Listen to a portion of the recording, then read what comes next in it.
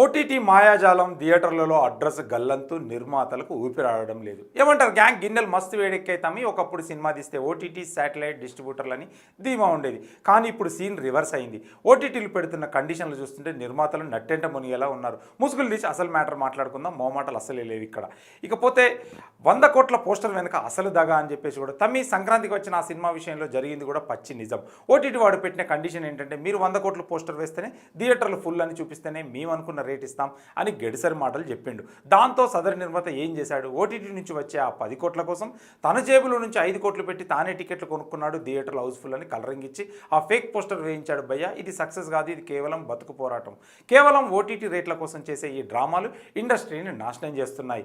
ఇక slab system అంటారా, నిర్మాతలకు ఉరితాడు. ఇప్పుడు ఓటీటీలు కొత్తగా వ్యూవర్షిప్ స్లాబ్ మరియు పేపర్ వ్యూ అని మెలికలు పెడుతున్నాయి. అంటే సినిమాను 10 కోట్లకు కొంటామంటారు, కానీ కోటి మంది చూస్తేనే ఆ 10 కోట్లు ఇస్తాం, లేదంటే 5 కోట్లు ఇస్తామని మొండి చేయి చూపిస్తున్నారు. దీనివల్ల నిర్మాతకు 2 వైపుల నష్టం. అటు థియేటర్లలో జనాలు రాక నష్టం, ఇటు ఓటీటీ వాడు వ్యూస్ రాలేదని కోత విధిస్తే ఇంకో నష్టం. ఇక బుక్ మై షోలో రేటింగ్లు రివ్యూలు కూడా డబ్బులు ఇచ్చి చేయించడం ఒక అలవాటు అయిపోయింది. కంటెంట్లో దమ్ముంటే జనాలు థియేటర్కి వస్తారు, అప్పుడు ఓటీటీ వాడు కాళ్ళ దగ్గరికి వస్తాడు. కానీ ఇక్కడ సీన్ రివర్స్ అయ్యి ఓటీటీ వాడు చెప్పినట్టు నిర్మాతలు ఆడుతున్నారు.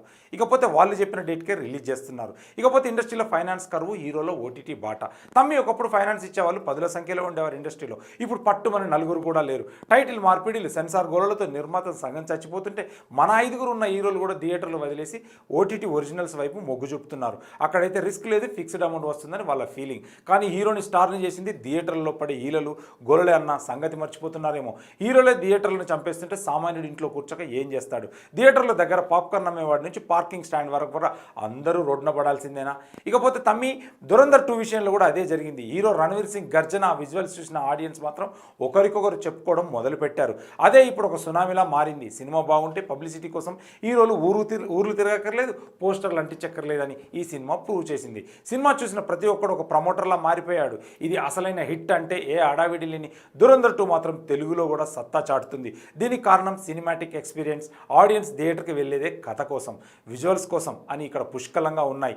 అందుకే ప్రమోషన్లు లేకపోయినా జనాలు క్యూ కడుతున్నారు. పెద్ద హీరోలు భారీ బడ్జెట్లు ఉంటేనే జనాలు వస్తారు అనే భ్రమని ఈ సినిమా పటాపంచలు చేసింది. పబ్లిసిటీ మీద 100 కోట్లు ఖర్చు పెట్టే బదులు అదే డబ్బు కంటెంట్ మీద పెడితే రిజల్ట్ ఎలా ఉంటుందో దురంధర్ 2 చూపిస్తుంది. మౌత్ పబ్లిసిటీ అనేది ప్రపంచంలోనే అత్యంత శక్తివంతమైన ప్రమోషన్ అని మరోసారి రుజువైంది. తమ ఫేక్ పోస్టర్లతో పబ్బం గడుపుకోవచ్చు, కానీ సినిమాను బతికించలేం. హీరోలందరూ ఒక తాటిపైకి వచ్చి ఇండస్ట్రీని ఒడ్డున పడేయాలి, లేదంటే థియేటర్లన్నీ గోదాములుగా మారిపోవడం ఖాయం. ఏమంటారు గ్యాంగ్, ఈ ఓటీటీ స్లాబ్ సిస్టమ్ వల్ల ఇండస్ట్రీ అడ్రస్ గల్లంతవుతుందా?